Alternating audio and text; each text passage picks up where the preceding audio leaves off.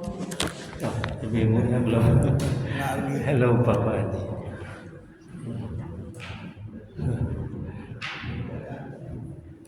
Jangan marah ya Bu ya, lupa ya Bu. Ibu langsung ngegas nih. Bercanda. Saya sih, lupa mau marah.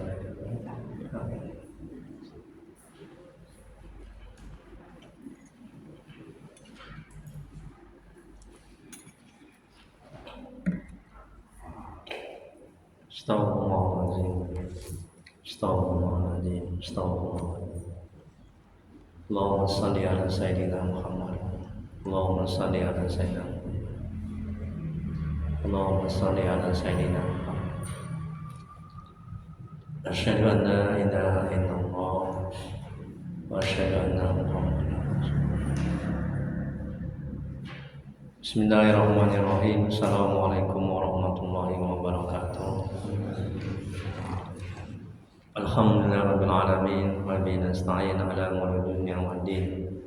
Asyhadu an la ilaha illallah wahdahu la syarika lah wa asyhadu anna Muhammadan abduhu wa rasuluh.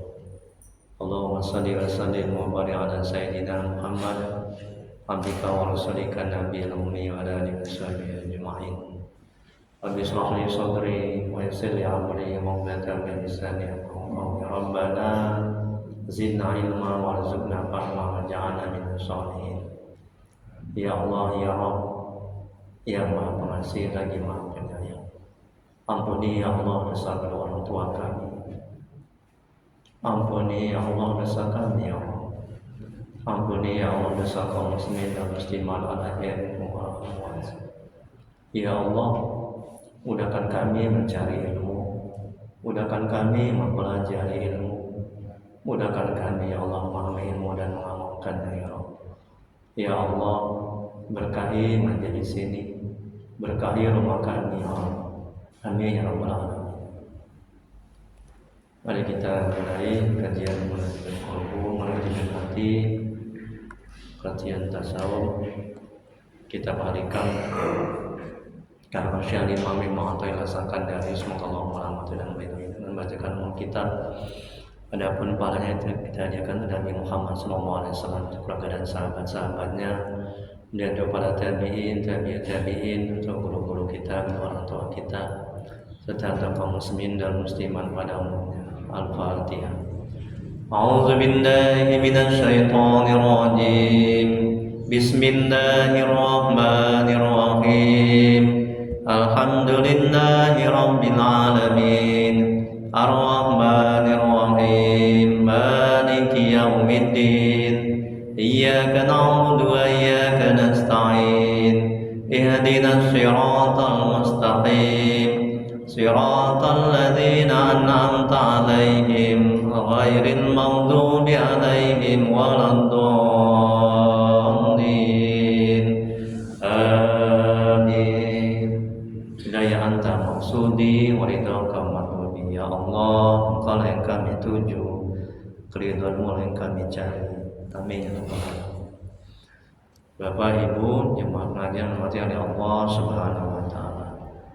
Baik, kita lanjuti kajian manajemen qalbu, manajemen hati, kajian tasawuf, manajemen hati. Kita balikan karangan Syekh Imam Ibnu Athaillah Sakandari, hikmah yang ke-53. Syekh Al-Imam Ibnu Athaillah Sakandari, semoga Allah merahmati dan meridhai.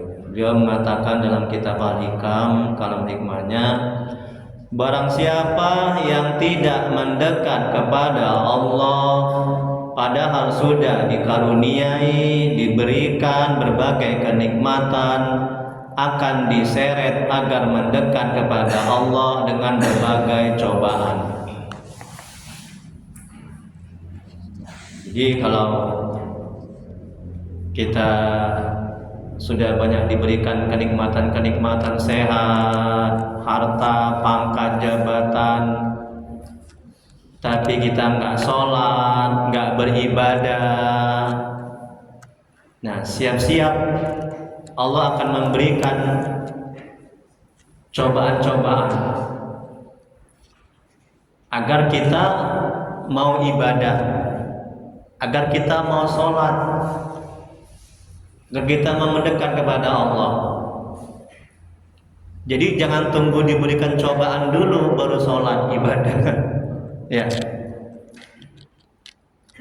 Jangan tunggu diberikan kesulitan-kesulitan, malapetaka, ya, cobaan-cobaan, musibah, baru kita mau sholat.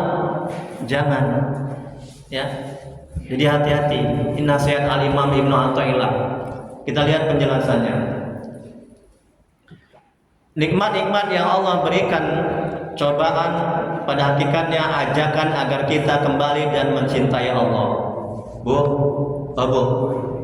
Ini manajemen hatinya agar kita bisa bersabar ketika mendapat cobaan hidup. Cobaan apapun, apa saja. Anak belum taat, suami belum taat, belum dapat rezeki, mendapat kesulitan dalam kerjaan, dalam rumah tangga, segala macam kesulitan, ya, yang Allah takdirkan kepada hambanya, ya, agar kita bisa bersabar. Macam mana manajemen hatinya? Timbulkan kesadaran dalam hati, akal pikiran kita bahwa Allah memberikan cobaan agar kita mendekat kepadanya, agar kita kembali kepadanya, agar kita ibadah, agar kita sholat. Karena manusia ini kalau tidak diberikan cobaan dia lalai. Betul? Betul nggak Pak Haji? Betul nggak Ustaz? Ya.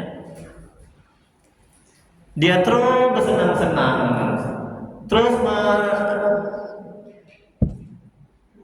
peroleh kenikmatan-kenikmatan, terus lalai, terus huru hara, terus bergelimang maksiat dan dosa. Ya. Kemudian berikutnya Rasulullah SAW bersabda, jika Allah bermaksud memberi kebaikan kepada seorang, maka ia akan menimpakan musibah kepadanya. Nah, ini juga manajemen hatinya, agar kita bisa bersabar bahwa musibah itu untuk kebaikan si hamba. Allah tidak pernah menzolimi, menyakiti hambanya. Bu, Allah tidak pernah menzolimi, menyakiti hambanya. Semua yang Allah takdirkan pasti baik, gak ada yang buruk. Yang buruk kalau kita menyikapi dengan sikap terburuk kita. Kaki sakit, badan sakit, ya, itu ketentuan Allah, itu Allah yang buat. Pada hakikatnya pasti baik untuk hambanya. Terkadang ada dosa yang tidak bisa gugur dengan amal ibadah, tapi gugurnya dengan apa? Dengan diberikan musibah-musibah.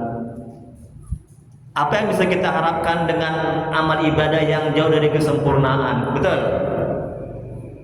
Bacaan belum, masih keselema, hati masih kotor, makanan masih banyak yang haram.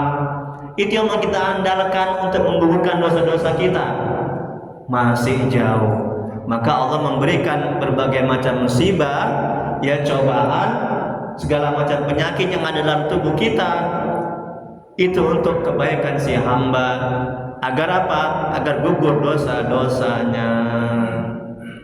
Sadarkan dalam hati, akal pikiran seperti itu agar kita bisa bersabar. Itu manajemen hatinya.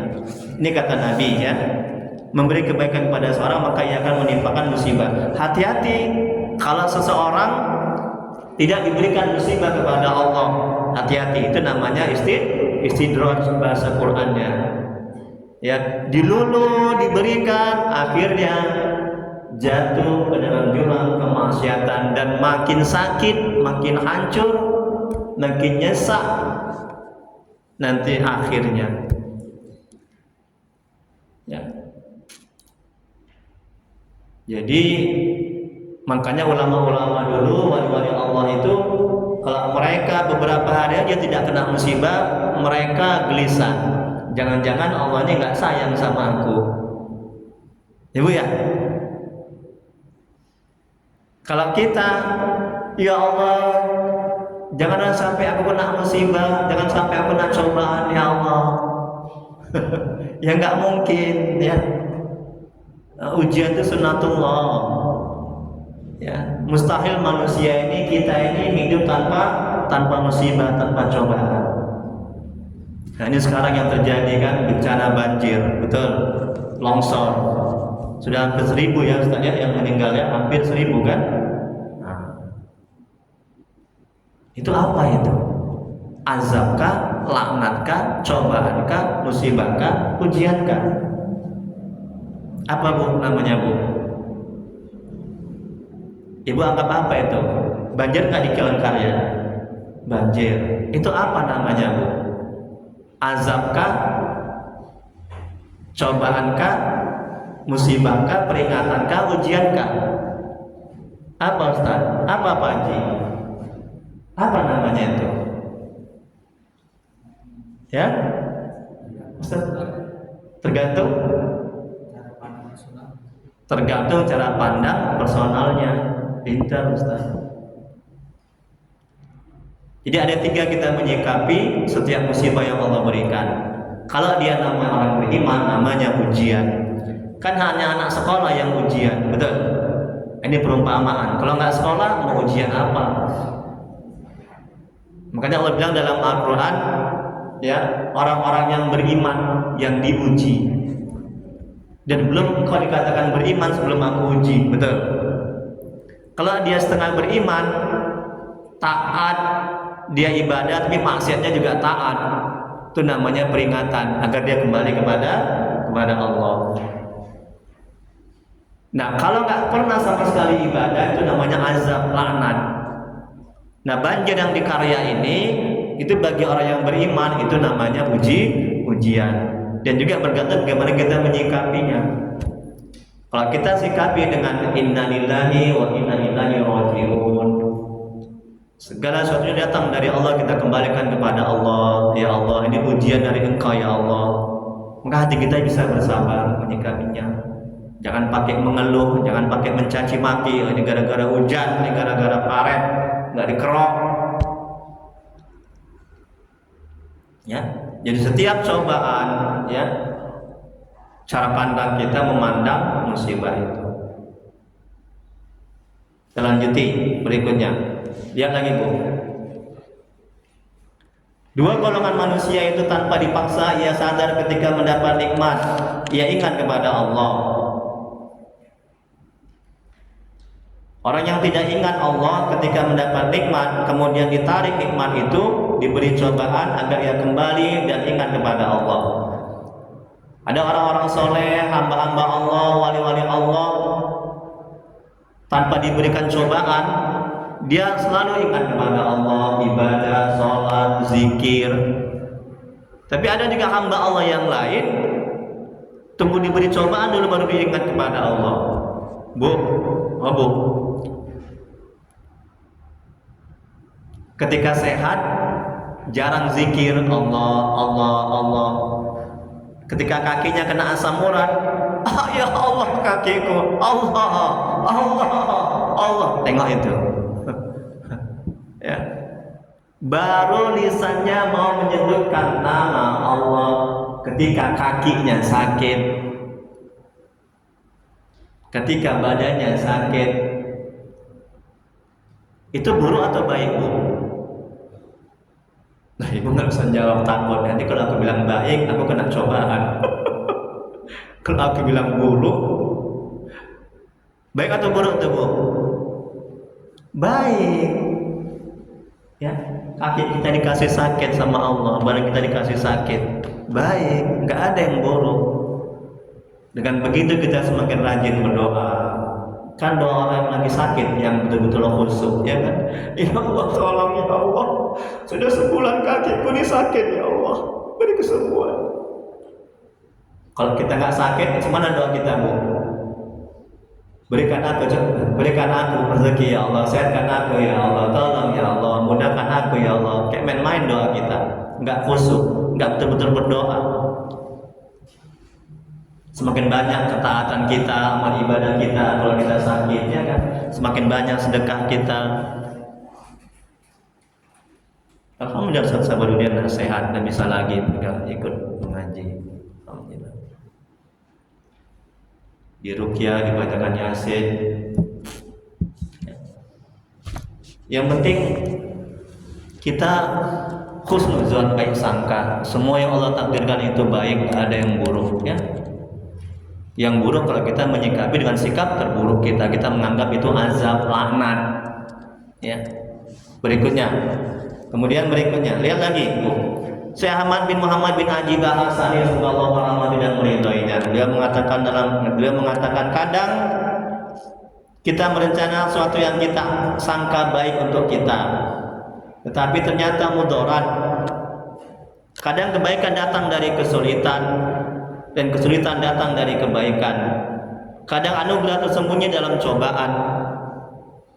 Begitu juga cobaan tersembunyi dalam anugerah. Kadang Allah memberikan manfaat lewat tangan musuh dan mencelakakan lewat tangan kekasih. Kadang kebahagiaan datang dari arah yang membahayakan dan bahaya datang dari arah yang menyenangkan. Tengok nih kata ulama ini ya. Kadang kita merencanakan sesuatu yang kita sangka baik untuk kita, tetapi ternyata mudarat, buruk. Makanya jangan sok tahu dalam merencanakan sesuatu, jangan sok pintar, jangan bergantung kepada kemampuan kita, kehebatan kita dalam merencanakan sesuatu, dalam berbuat. Serahkan semuanya kepada Allah. Ya. Kemudian kadang kebaikan datang dari kesulitan. Kebaikan datang dari kesulitan. Orang banyak tergelincir ketika diberikan kelapangan. Betul? Iya kan? Lupa dia sholat, lupa dia zikir, lupa dia ibadah. Lagi dalam keadaan lapang dan lagi dalam keadaan tidak ada masalah, tidak ada kesulitan. Orang banyak tergelincir. Orang banyak terjerumus. Betul?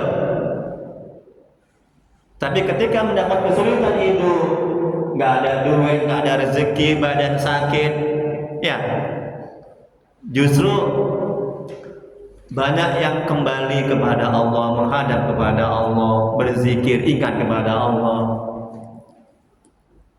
Ya, jadi hati-hati, kita harus lebih waspada ketika dalam keadaan lapang, tidak ada kesulitan hidup. Harus waspada, harus banyak zikir, karena setan, nafsu itu gampang menggelincirkan, menipu, mengajak dalam keburukan. Ketika kita dalam kesulitan, karena ketika kita dalam kesulitan, ya kita kembali kepada Allah, ingat kepada Allah, kita berzikir kepada Allah, sehingga setan, jin, ya dan nafsu tidak berkutik, tidak leluasa untuk menjerumuskan kita. Makanya musibah banjir ini, alhamdulillah kan. Bersyukur, kenapa? Karena banyak orang yang kembali kepada Allah, banyak orang yang sholat. Coba nggak ada banjir, ya kan Bu? Ibu kok merenung gitu ya dengerin dihayati. Apa Ustaz, rumahku habis Ustaz, ya banyak rusak barang-barang. Ibu lebih pilih mana? Barang-barang rusak atau imannya yang rusak? Barang-barang itu kan bisa dibeli. Betul. Nah, kalau iman, akidah, keyakinan, kan itu yang lebih penting, yang lebih mulia, yang lebih berharga ketimbang barang-barang di rumah itu. Ya. Kemudian berikutnya, kadang anugerah tersembunyi dalam cobaan. Tengok kan,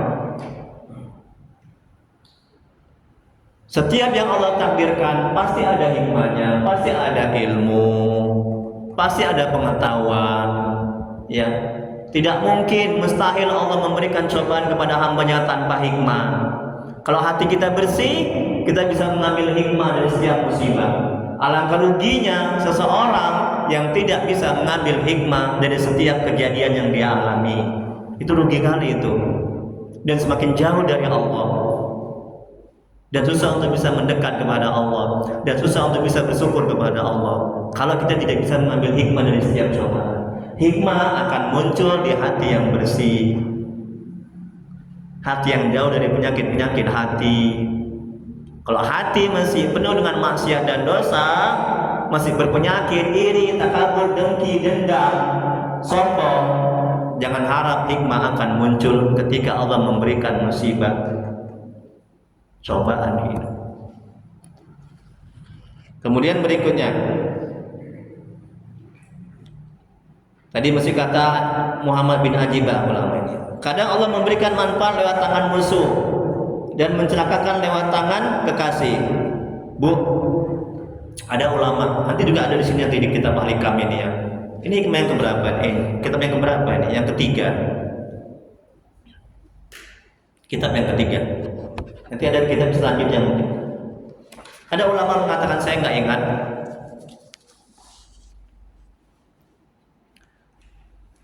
Luka tubuh, perhatikan, supaya kita nggak sakit hati, nggak kecewa, nggak stres, bisa bersabar ketika ada yang menyakiti kita, ada yang menzolimi kita. Ini manajemen hatinya. Ya, dalam kitab ini juga. Luka tubuh ketika disakiti orang itu lebih baik. Ini berkenaan dengan ini ya. Kadang Allah memberikan manfaat lewat tangan musuh. Apa nih maksudnya? Luka tubuh itu lebih baik ketimbang luka hati. Luka tubuh cepat hilangnya, betul. Luka hati lama hilangnya. Nah, senyum begitu kan? Luka hati lama hilangnya. Orang yang nggak suka sama kita, tolong pahami betul-betul, fokus. Orang yang nggak suka sama kita, yang membuat kita dekat dan mengenal Allah, itu lebih baik ketimbang orang suka sama kita yang membuat kita itu jauh dari Allah. Paham kan? Jadi ketika ada orang menyakiti, menzolimi, nggak suka sama kita, itu hakikatnya itu karunia anugerah yang membuat kita itu bergantung, bersandar dan cinta, suka kepada Allah, sayang kepada Allah. Dan kita dibebaskan dari perbudakan makhluk. Sebaliknya, orang yang menyayangi kita, menyanjung kita, ya, itu yang lebih berbahaya. Kita akan lupa diri, lupa daratan.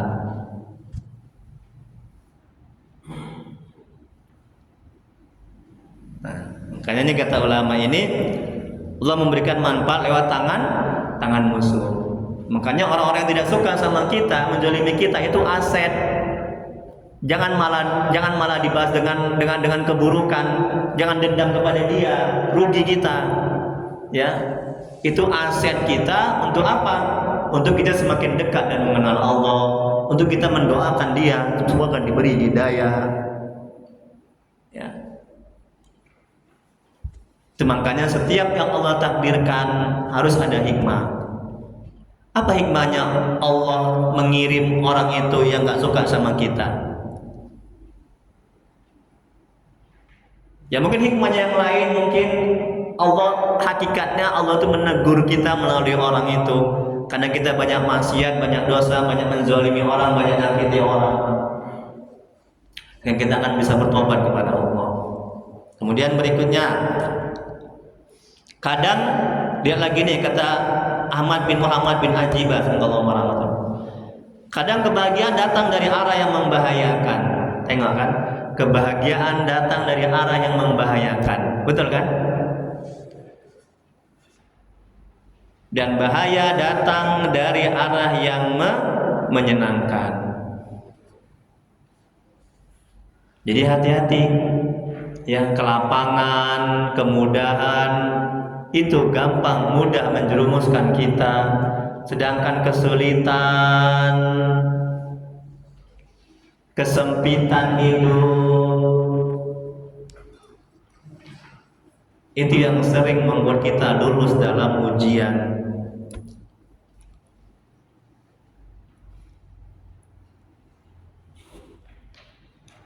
Mana yang mudah lulus ujian ketika diuji dengan kelapangan atau kesempitan? Bu,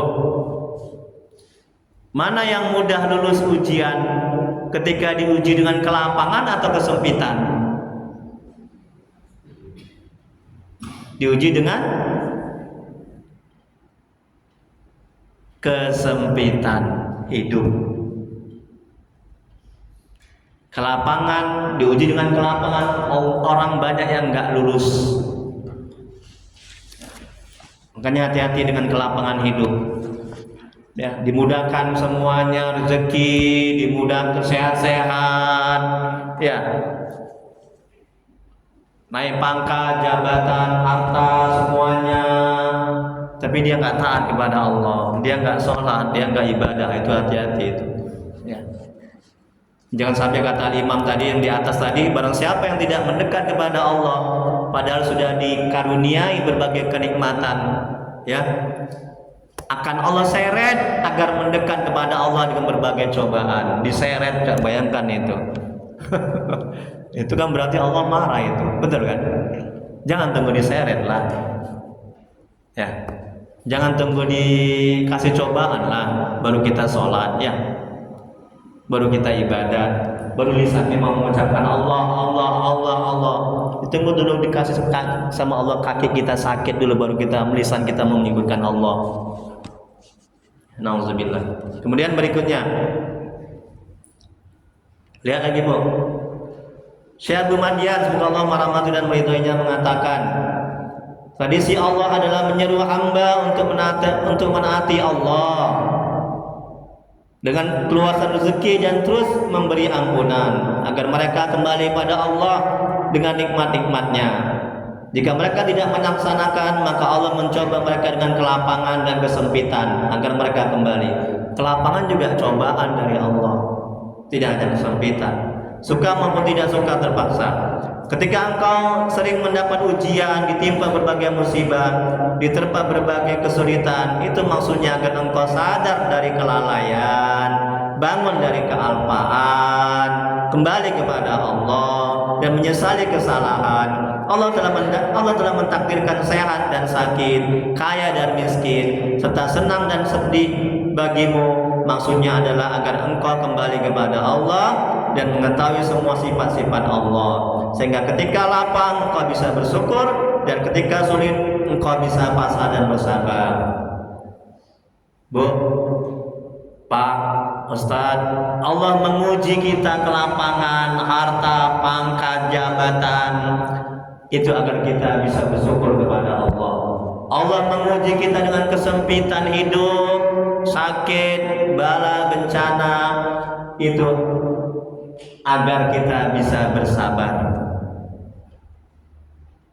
Ujian kesulitan itu ujian kesabaran, karena hidup adalah ujian, ya. Nanti saya mengisi ceramah habis zuhur jam 2 di daerah Setiabudi. Itu pengajian bulanan pegawai rumah sakit ICU. Hebat juga orang itu. Ada pengajiannya. Kemarin atau beberapa hari yang lalu pengajian haji. Nah, nanti topiknya tentang musibah. Bagaimana menyikapi, ini kan lagi-lagi banyak musibah ini kan. Ya bagus juga topiknya itu. Sudah saya siapkan, sudah saya fotokopi, saya sudah perbanyak. Bagaimana menyikapi setiap musibah agar kita bisa bersabar. Ini kita sudah kajian kan? Ini lagi kajian tentang musibah juga ini kan? Kalau kita sudah selalu kan, dari hikmah yang pertama, kitab yang pertama, sering kali kita mengupas tentang musibah, namanya manajemen hati. Sabar di mana letaknya, Bu? Oh, Bu. Sabar di mana letaknya? Di kepala. Di mana, Bu? Ibu kan sudah jauh ini kajiannya, udah kitab yang ketiga. Di mana letaknya sabar? Sabar, tawakal, ikhlas, ridho. Di hati pinter. Macam mana kita mau sabar kalau kita nggak belajar manajemen hati, betul kan? Betul kan? Macam mana bisa ikhlas dalam beramal ibadah Kalau nggak belajar kitab ahli manajemen hati, macam mana bisa bersih penyakit-penyakit hati, iri, dengki, takabur, sombong, dendam? Kalau kita nggak belajar, nggak tahu seluk-beluk hati, karakteristik hati, penyakit-penyakit hati, bagaimana cara mengatasinya, bagaimana hati supaya bisa ridho, tawakal, sabar, macam mana coba? Hanya belajar halikam, manajemen hati, tasawuf. Tasawuf itu ilmu yang mempelajari tentang hati, seluk-beluk hati, bagaimana mengatasi, memperbaiki penyakit-penyakit hati, mengobati penyakit-penyakit hati. Bagaimana hati ini, hati yang untuk mengenal Allah, dekat kepada Allah. Bagaimana hati ini bisa dekat dan mengenal Allah. Bagaimana hati ini bisa ikhlas, bisa khusyuk dalam beramal ibadah. Ya, jangan hidup hanya sekedar hidup lah. Ya, hewan pun juga hidup kan, habis itu mati. Alah, rugi kali. Kalau kita hidup yang sebentar ini kan, di dunia ini tidak kekal, ya, hati kita masih belum baik, malu rugi kali ya. Kemudian berikutnya, yang mana Bu? Ketika engkau sering mendapat ujian, ditimpa berbagai musibah, diterpa berbagai kesulitan, itu maksudnya agar engkau sadar dari kelalaian, bangun dari kealpaan, kembali kepada Allah dan menyesali kesalahan. Allah telah mentakdirkan sehat dan sakit, kaya dan miskin, serta senang dan sedih bagimu. Maksudnya adalah agar engkau kembali kepada Allah dan mengetahui semua sifat-sifat Allah, sehingga ketika lapang engkau bisa bersyukur, dan ketika sulit engkau bisa pasrah dan bersabar. Allah mentakdirkan berbagai penderitaan untukmu demi karunia dan anugerah yang akan datang sesudahnya. Berfirman dalam Al-Quran, sungguhnya hanya orang-orang yang bersabarlah yang disempurnakan pahalanya tanpa perhitungan. Quran Surah Az-Zumar ayat 10. Bu, ini juga manajemen hatinya. Perhatikan.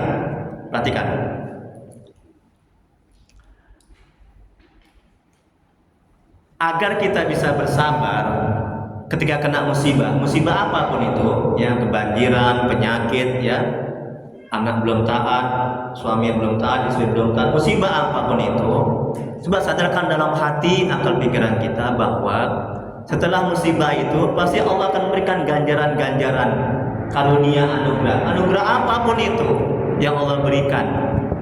Syaratnya kita mesti sabar. Ini dia dalilnya nih. Tadi kan, ya, Allah mentakdirkan berbagai penderitaan untukmu demi karunia dan anugerah yang akan datang sesudahnya. Dengan begitu kita akan bisa bersabar. Bu, kenapa ibu bisa bersabar ketika puasa belum beduk maghrib? Ibu bisa bersabar, bertahan, nggak mau minum duluan, nggak mencuri setan. Kenapa? Karena bisa bersabar, nunggu beduk. Kenapa Pak Haji? Kenapa Ustaz? Karena yakin akan datang tibanya beduk. Betul? Kalau kita nggak yakin, nggak sadar hati akal pikiran kita, nggak tahu kita bahwa akan datang nanti beduk, di situ kita buka, dan pasti kita akan nyelonong, kita akan minum. Nah, begitu juga manajemen hatinya agar kita bisa bersabar ketika kena musibah. Sadarkan dalam hati bahwa setelah musibah itu pasti nanti Allah akan memberikan anugerah karunia kepada kita. Itu janji Allah. Tengok Quran Surah Az-Zumar ayat 10. Sesungguhnya hanya orang-orang yang bersabarlah yang disempurnakan pahalanya tanpa perhitungan.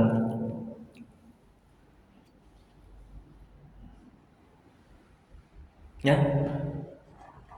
Kemudian berikutnya, seandainya seorang hamba menjalani pilihannya sendiri, tentu ia tidak akan mendapatkan karunia Allah dan tidak bisa masuk ke surganya. Segala puji bagi Allah atas pilihan Allah yang baik. Allah berfirman dalam Al-Quran, boleh jadi kalian membenci sesuatu padahal ia baik bagi kalian. dan boleh jadi kalian menyenangi sesuatu padahal ia buruk bagi kalian. Allah mengetahui, kamu tidak mengetahui. Kadang kita sok tahu, menganggap itu yang terbaik untuk kita, menganggap itu yang bagus untuk kita, padahal buruk. Kan semua serahkan semuanya kepada Allah. Jangan sok tahu. Quran soal Al-Baqarah ayat 216. Baik, sebelum kita lanjutkan, ada yang mungkin perlu ditanyakan. Tapi yang berkenaan dengan ini dulu ya, jangan melebar pertanyaannya. Nanti kalau sudah selesai, sampai berapa halaman ini? Sampai 3, nanti baru pertanyaan bebas. Ada Bu, Pak? Silakan. Sebelum masuk halaman 2. Ya, silakan Pak Ustaz. Semoga Allah balas kebaikan Ustaz.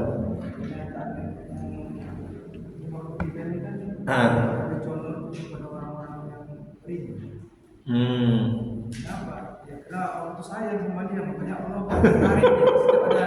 Setiap dia belanja Allah tarik. Dia Allah tarik sama dia. Kalau orang tak beriman itu tidak mungkin dia kan. Bedanya. Baiklah kalau sampai habis dunia, silakanlah untuk apakan dunia ini.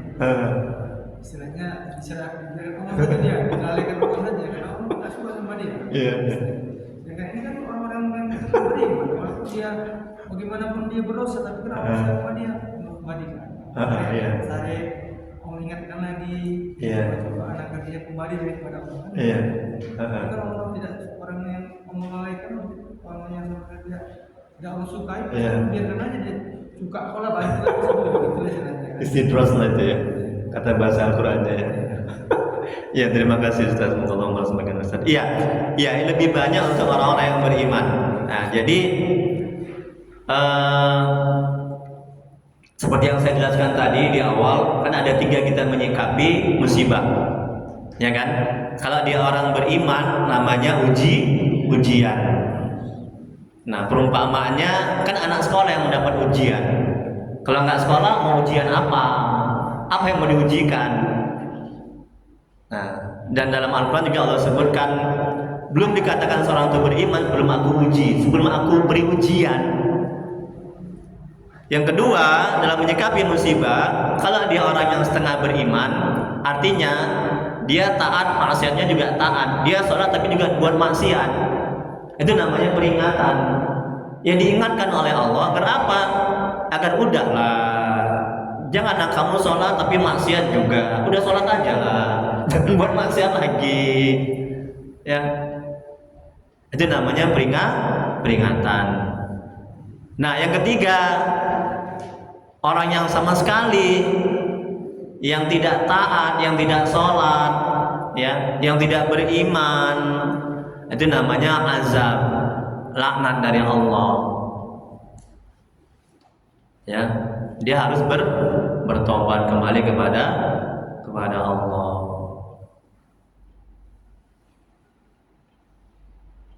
Wallahu a'lam bishawab. Ada lagi yang lain?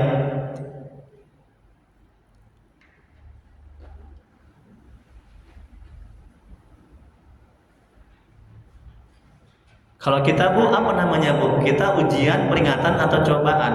Ya, atau azab kalau kena musibah.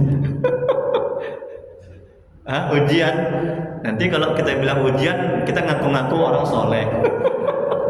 Padahal kita kadang sholat tapi maksiat juga. Tapi kalau kita dikategorikan peringatan, kayaknya cocok. Saya mohon ampun, mohon maaf ya. Ya ibu lah bapak masing-masing menilai. Tapi kalau saya pribadi, udahlah takut lah bilangnya. Saya udah masing-masing aja lah ya. Ya, ngukur keimanan masing-masing. Kita nggak boleh mengukur keimanan orang ya.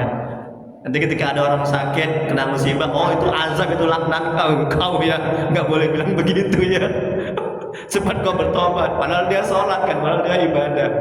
Ya. Jadi jangan kita melihat keimanan orang, ketakwaan orang ya. Kita masing-masing aja, kita ukur diri kita masing-masing. Kita pantasnya apa? Nah, tapi jangan sampai mengukur terlampau soleh kali lah. Kita anggap itu ujian, nanti kita lupa diri, betul kan? Kita menganggap kita tuh udah bersih, padahal buruk sama sekali. Ketika kita sakit, oh ini ujian dari Allah, kita langsung menganggap kita ini kayak wali Allah, orang soleh, sudah bersih, dan kita nggak mau bertobat. Kita menganggap kita ini nggak ada dosa. Nah, tapi lebih tepatnya peringatan lah. Kalau saya ya, kalau bapak-bapak nggak tahu, saya nggak mau untuk menilai bapak-bapak, ibu-ibu. Kalau saya ya kadang saya sholat, kadang juga buat maksiat, alhamdulillah. Ya, makanya, ya, tapi udahlah, takutlah sama Allah. Masing-masing aja lah udah ya, ngukurnya masing-masing. Ada mungkin tambahan mungkin, belum kita lanjuti. Nggak ada, lanjuti ya.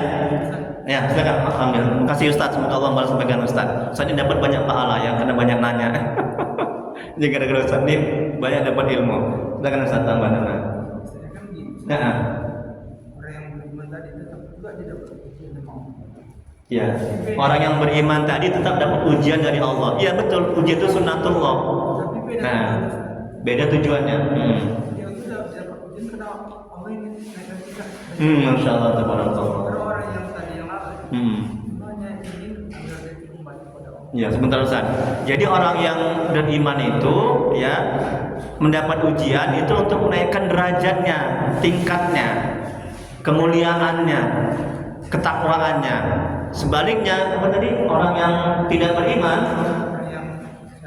yang lain tadi tidak beriman, yang kadang sholat, kadang enggak tadi, memberikan dia. Sedangkan orang yang kadang sholat, kadang enggak, itu diingatkan agar dia itu kembali kepada Allah. Terus Ustaz, itu aja. Terima kasih. Alhamdulillah. Semoga Allah membalas kebaikan. Amin ya rabbal alamin. Ya itulah dia. Ya.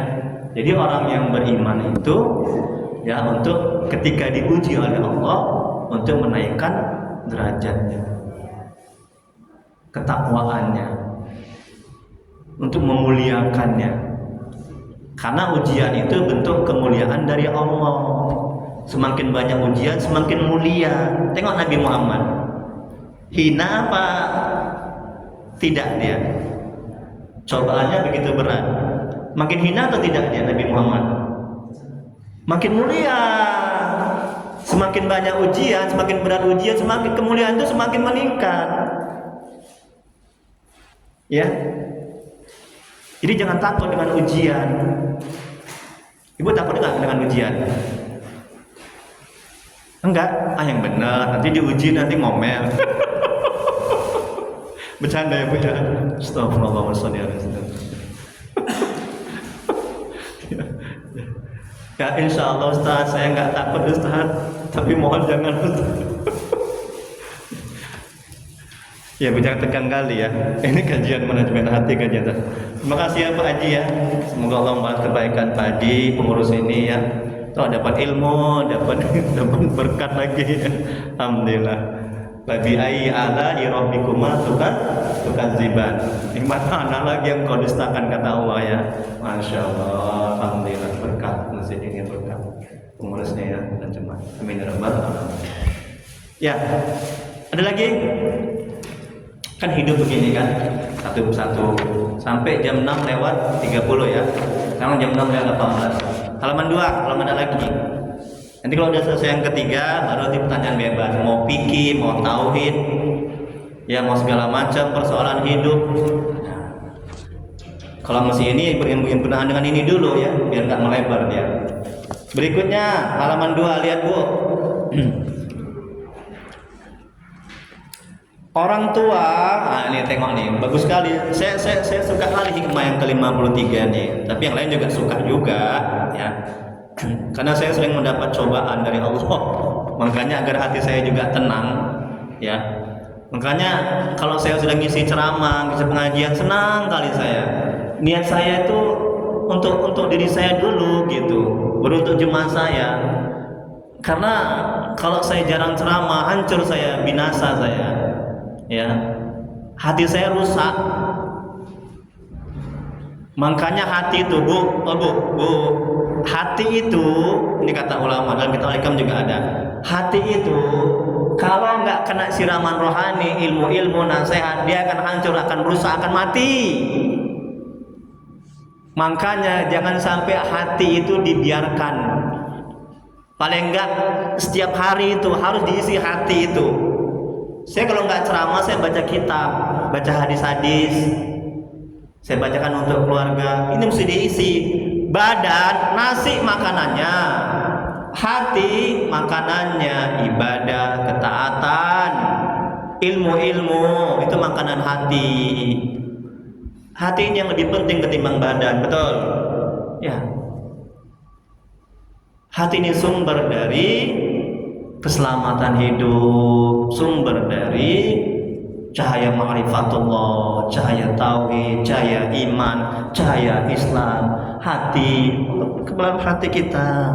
Ya, jangan disia-siakan, jangan diabaikan ini. Kadang kita sibuk, badan ini akan diurus, betul?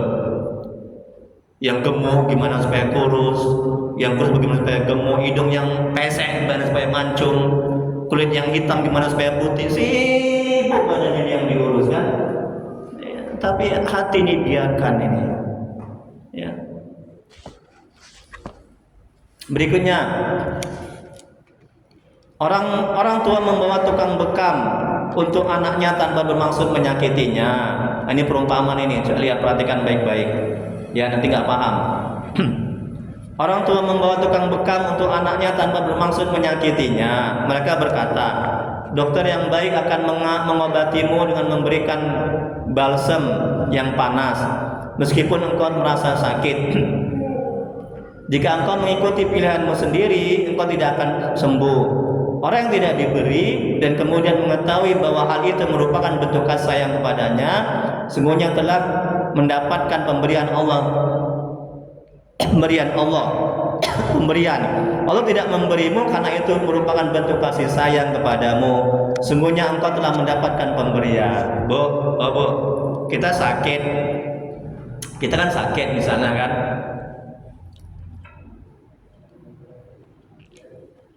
Kita doa, ya Allah, beri kesembuhan sama sakitku ya Allah. Udah. Kemudian Allah belum memberikan kesembuhan sama kita. Allah belum memberikan kesembuhan, pada hakikatnya itu Allah memberikan kesembuhan.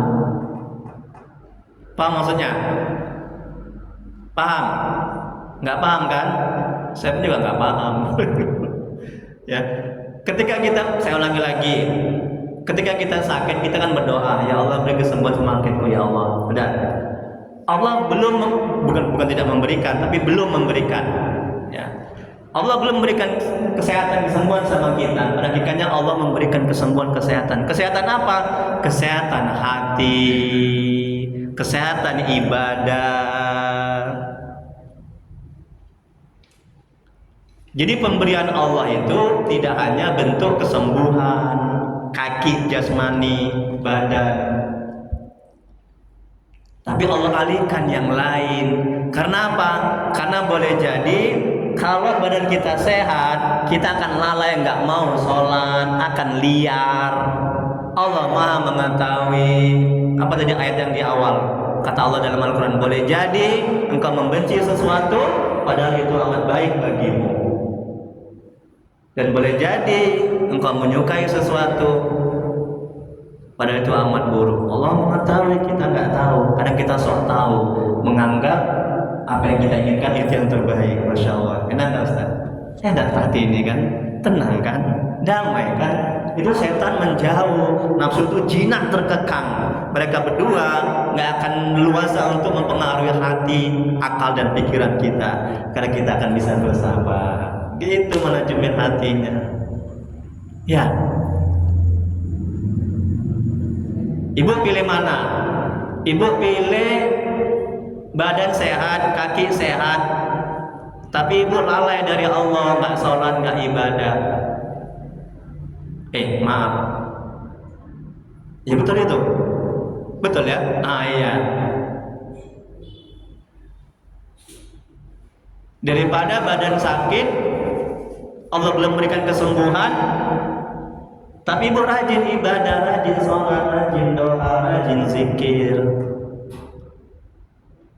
Kan lebih baik Allah menunda kesembuhan, tapi Allah memberikan yang lain, yaitu berupa kesehatan hati, kesehatan amal ibadah, kesehatan ketakwaan kita kepada Allah, kesehatan iman kita semakin baik, semakin meningkat, semakin dekat mengenal Allah. Karena kalau kita sehat, susah untuk mendekat kepada Allah, susah untuk mengenal Allah, susah untuk dekat kepada, susah untuk bisa beramal ibadah ketika kita sehat. Karena kita liar kali ketika nafsu ini, kalau kita sehat dia liar kali, dia beringas nafsu ini. Itu watak karakter nafsu kata Al-Quran, ya dia merusak. Tapi kalau kita sakit dalam kesulitan hidup, nafsu itu jinak. Tengok bulan Ramadan itu, kan sedikit orang yang maksiat, betul, banyak kali orang yang taat. Pada bulan Ramadan puasa, nafsu itu jinak terkekang, yang muncul nafsu mutmainnah. Dia membawa, mengantarkan, mengajak kepada kebaikan-kebaikan. Habis Ramadan kena lontong, perkedel, segala macam makanan, nafsu itu kuat lagi, beringas lagi. Yang tadinya rajin tahajud, tahajudnya hilang, betul. Yang tadinya rajin baca Quran, baca Qurannya hilang, betul. Hati-hati ya. Berikutnya, udah cukuplah jam 16.25. Ini mungkin ada mengantar anak sekolah. Ya, pertanyaan bebas, nanti dibaca aja sendiri. Yang penting terus sudah tahu hikmahnya kan. Nanti kalau ada yang nggak paham, yang akan datang bisa ditanyakan atau bisa lewat WA. Alhamdulillah kan sudah ada materinya ini kan, bisa dibaca di rumah. Coba kalau nggak ada materinya ini, coba bayangkan hanya ceramah doang. Apa aja? Ilmu itu mesti ditulis, tidak ditulis nih seperti ini.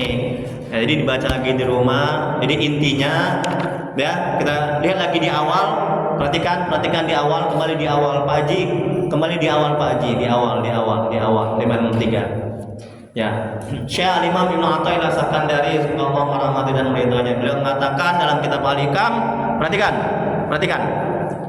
Barang siapa yang tidak mendekat kepada Allah padahal sudah dikaruniai berbagai kenikmatan, diberi sehat, diberi rezeki, nggak mau sholat juga, nggak mau taat juga, apa kata Imam?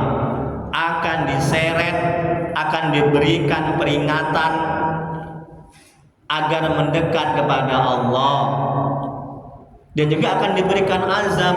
Nah, kalau orang yang nggak beriman, orang yang preman-preman itu kan berapa banyak yang tadinya preman jadi ustadz, betul?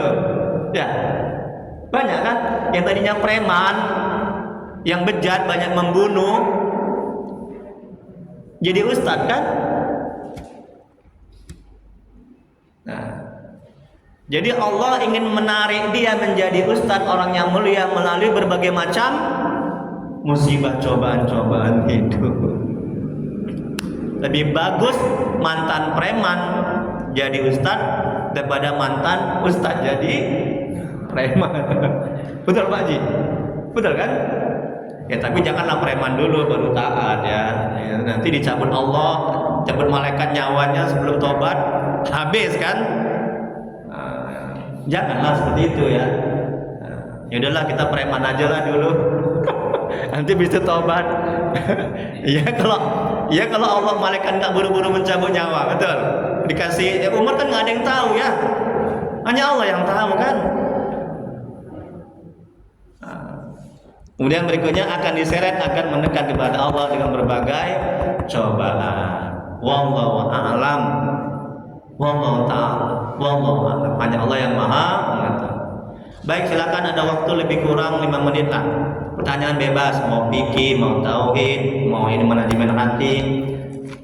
Silakan. Ya, silakan Pak Haji. Apa kabar Pak Haji, sehat? Iya, Pak Haji sakit apa sehat? Ada yang sakit? Jadi itu kaji kita, kalau dia sakit itu bentuk kasih sayang Allah kepada Pak Haji. Itu mau mengangkat derajat Pak Haji, ya kan? Itu untuk menggugurkan dosa-dosa Pak Haji. Silakan Pak Haji, semoga Allah membalas kebaikan Pak Haji. Wassalamualaikum warahmatullahi wabarakatuh. Masya Allah, tabarakallah. Dalam nih Pak Haji nih kajinya nih. Iya, bentar Pak Haji, saya ulangi lagi. Bu, ini pertanyaan dari Pak Haji, bagus. Apa maksud dari ungkapan kenali dirimu agar kenal Tuhanmu? Man arafa nafsahu faqad arafa rabbahu. Barang siapa yang kenal dirinya, maka dia akan kenal Allah Tuhannya. Masya Allah. Pak Haji, oh Pak Haji, untuk itu Pak Haji, dengkul nggak? Oh Pak Haji, dengkul aja Pak. Pak Haji, dengkul. Sarung ya, sarung. Ditutup sedikit. Yang sebelah sana sarungnya. Nah, tutup. Ya, sarungnya tolong tutupkan. Yang sebelah sana. Nah, ya. Kasih Pak Haji. Bagus sekali, pertanyaan yang bagus. Terus ada lagi lanjutannya? Itu aja. Nah, apa lagi? Ini pertanyaan kedua.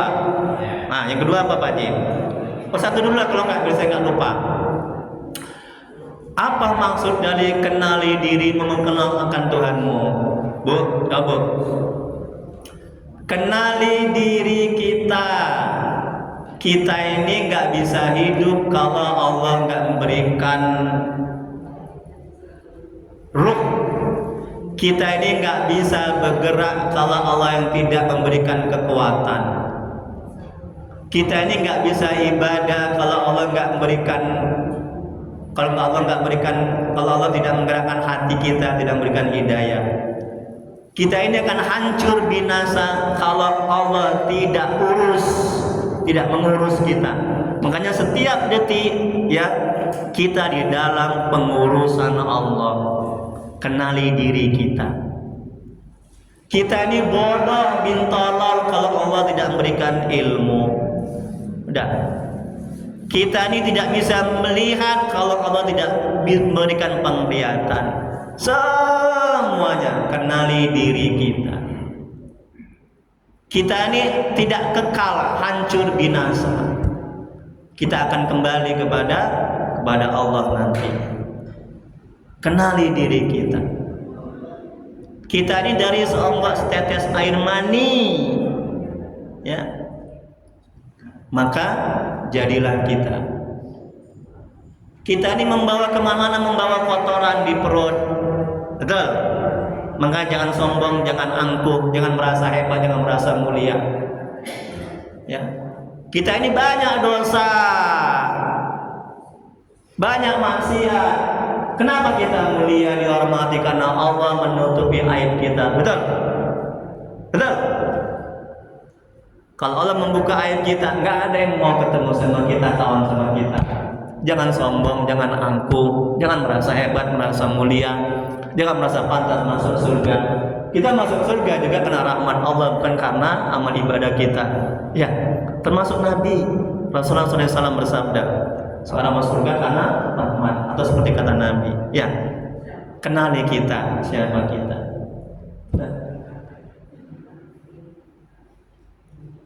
Wallahu a'lam bishawab. Pertanyaan kedua. Di ayat hadis Ahmad itu mengatakan Allah menyesal lagi dan belum sama masa. Iya. Dan Allah bersemayam di aras. Iya. Dan Allah bersamamu dan di mana kamu berada. Iya.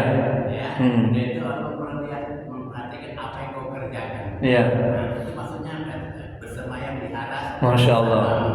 Masya Allah, tabarakallah. Pintar. Semoga Allah membalas kebaikan Pak Haji ya.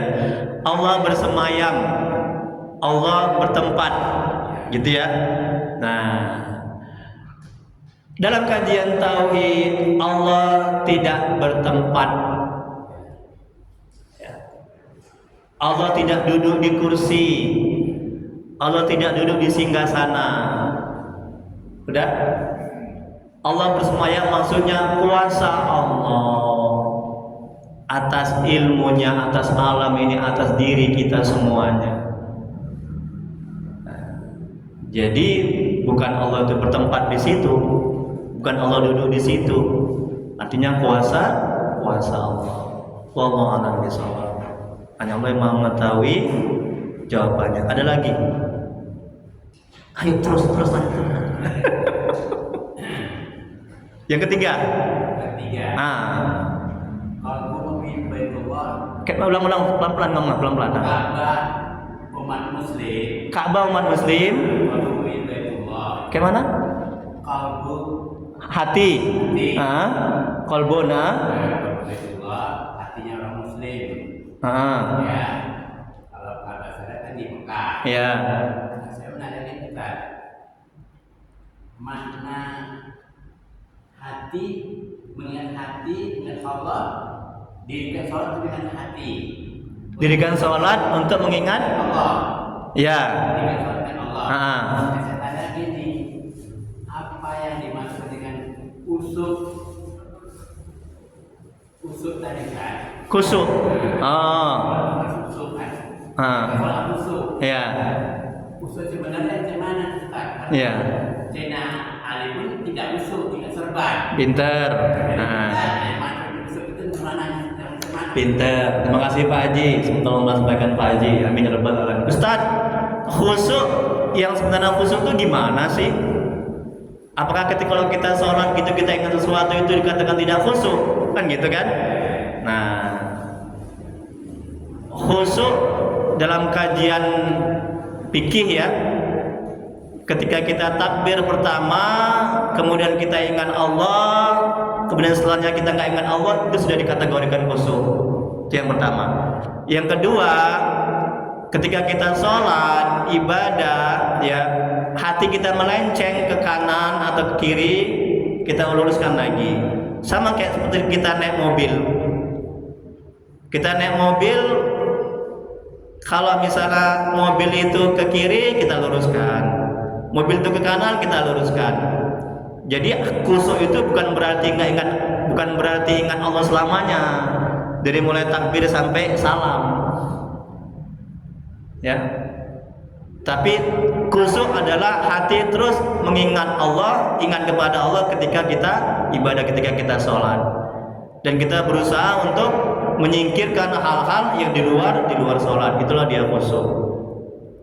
Nah, tapi juga makom-makom tertentu ya, seperti kayak Nabi, wali-wali Allah, para sahabat ya, itu memang tingkatan khusuknya sudah luar biasa. Dari mulai takbir sampai salam mereka sudah nggak ingat apa-apa, yang ada ingat hati, ingat kepada Allah. Tapi kok kayak makom kita belum sampai ke sana ya. Kalau kita masih hati masih lalai, kita masih dikategorikan khusuk. Tapi syaratnya takbir pertama itu kita harus ingat kepada Allah. Jangan takbir pertama kita ingat kepada istri, harta, pangkat, jabatan, itu nggak dikategorikan khusuk. Jadi ketika sholat ya, kita ingat yang lain, luruskan lagi. Kira-kira paham ini ya? Ketika sholat ingat yang lain, nyari kunci di luar sholat, dapatnya ketika sholat. Oh iya, aku taruh kunciku di atas meja. Aduh, lupa kali aku. Terakhir lupa rakaatnya 2 atau 3 ya. Sering gitu kan? Nah, makanya belajar manajemen hati. Khusuk letaknya di hati, bukan di akal pikiran. Sepanjang hati masih kotor, banyak maksiat dan dosa, ya hati ini ya sampai mati nggak akan bisa khusuk. Paham? Ya. Jadi bersihkan hati dengan apa? Dengan banyak tobat, banyak zikir. Ya, kalau hati udah bersih, hati terus ingat kepada Allah dari awal sampai akhir. Bu, perhatikan ini penting. Kalau kita terbiasa zikir ingat kepada Allah di luar sholat, udah, nanti ketika sholat kita akan terbawa-bawa itu. Hati kita terus ingat kepada Allah, nggak akan ingat yang lain. Paham kan? Makanya berbanyak zikir di luar sholat. Tapi kalau di luar sholat kita banyak ingat harta, pangkat, jabatan, istri, segala macam, yakinlah ketika sholat pasti yang di hati kita ingat dagangan, ingat telur, istri, suami, anak, pangkat, jabatan, kerja. Ini di hati ini pasti itu. Jadi kuncinya banyak tobat, banyak zikir. Insya Allah hati ini akan terus ketika sholat. Nikmat kali itu kalau kita udah hati ini udah terus ingat kepada Allah. Ya, dan khusuk ini bukan karena kita banyak zikir, itu karunia Allah yang Allah berikan ke dalam hati hambanya. Ya, bukan dibuat-buat, tidak. Maka agar Allah memberikan karunia kekhusyukan ke dalam hati kita, syaratnya adalah perbanyak zikir. Tapi ingat, bukan karena zikir kita bisa khusyuk, tapi karena rahmat Allah. Bukan karena doa kita itu terkabul apa yang kita inginkan, tapi karena rahmat Allah. Masya Allah, tabarak, karena karunia Allah. Baik, ada lagi? Tambah? Terima kasih Pak Haji. Haji dapat pahala Pak. Ibu? Yang lain? Pak Haji, Ustaz ada? Kalau nggak ada doa lah kita ya. Alhamdulillah nikmatnya hari ini ya. Insya Allah senang kali saya. Nah, dalam kajian Allah berfirman dalam Al-Quran, kata dalam kitab Al-Hikam juga, jangan engkau bahagia, ini kata Imam Ibnu Athaillah, karena ketaatan yang engkau lakukan. Ini kan kita ketaatan, tapi bahagialah karena Allah mengkaruniakan. Ada juga ayat dalam Al-Quran itu. Jadi kita bahagia, kita senang ini, jadi bahagia bukan karena ketaatan kita. Kalau itu kita lakukan, ini manajemen hatinya, kita akan ujung sombong. Kita nggak akan bisa bersyukur kepada Allah, kita nggak akan bisa mengenal dan dekat kepada Allah. Tapi bahagialah, senanglah hati kita ini karena Allah mengkaruniakan, menganugerahkan, dan mentakdirkan kita hari ini kita buat taat. Bayangkan kalau kita ditakdirkan buat maksiat hari ini, ayo, betul kan? Nauzubillah, ya kan? Jadi kita tawadu, rendah hati. Kita nggak akan meremehkan. Oh, kau nggak belajar melihat Al-Hikam, neraka tempatmu, hatimu busuk. Kita nggak akan gitu, ya. Inilah kitab yang paling tinggi, yang paling bagus. Kami belajar nih. Kita nggak akan gitu, ya. Nah, jadi perlu terus dididik hati itu ya, biar lebih tawadu, rendah hati, ya, biar lebih qanaah, ya, biar lebih bersih. Astagfirullahaladzim, Allahumma sholli ala. Ini sebelumnya mungkin ada suaminya atau istrinya atau saudara tetangga, ini diambil lagi, kasihkan, bapak dapat pahala, ya, sebagai amal jariah. Saya bertambah banyak pahala saya, ya. Nah, ini masih ada lagi, silakan ambil, mau 2, mau 3. Kasih kewajiban kita, ya, sama tetangga kita yang belum ikut ngaji, ya, ini kasih, ya. Nggak mungkin bapak dipukul, dibelungguh, ya. Apa masuk pinter ngomong, katanya nggak mungkin gitu ya. Nah, paling enggak pasti udah maaf saya nggak mau, kan paling enggak gitu ya. Ya nggak apa-apa, yang penting kita sudah menjalankan perintah Allah, saling nasihat ya. Astagfirullahaladzim. Allahumma sholli ala sayyidina Muhammad. Allahumma sholli ala sayyidina Muhammad. Allahumma sholli.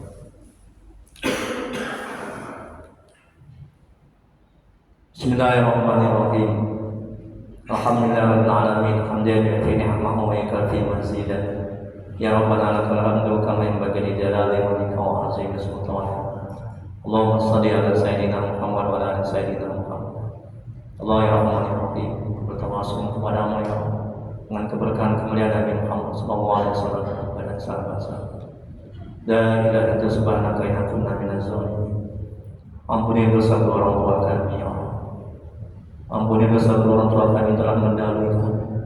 Jauhkan mereka dari siksa kubur. Jadikan kuburan mereka tamat-tamat surga. Tempatkan mereka di surga-Mu sebagai surga ya Allah. Ya Allah, ampuni dosa dan maksiat kami ya Allah. Ampuni sebusuk apapun masa lalu kami. Terima amal ibadah kami. Terima tobat kami. Kasihanilah kami ya Allah. Ampuni dosa kaum muslimin dan muslimat ada yang mengulang. Ya Allah, mohon ya Allah, jadikan keluarga kami keluarga sakinah mawaddah warahmah. Jadikan anak-anak kami yang soleh dan solehah, jangan dari musibah dan bala bencana ya Allah. Ya Allah, mohonlah ya Allah, tuntun hati kami agar bisa selalu ingat kepadamu, berselawat kepadamu ya Allah. Ya Allah, bila di antara kami, keluarga kami, jemaah ini ada yang sakit, mohonlah ya Allah, sembuhkan penyakitnya ya Allah, angkat penyakitnya ya Allah, beri kesabaran kepadanya ya Allah, ganti musibah yang dialami dengan lebih baik nantinya ya Allah. Bila ada mendapat kesulitan hidup, mohonlah ya Allah, mudahkan kesulitannya ya Allah.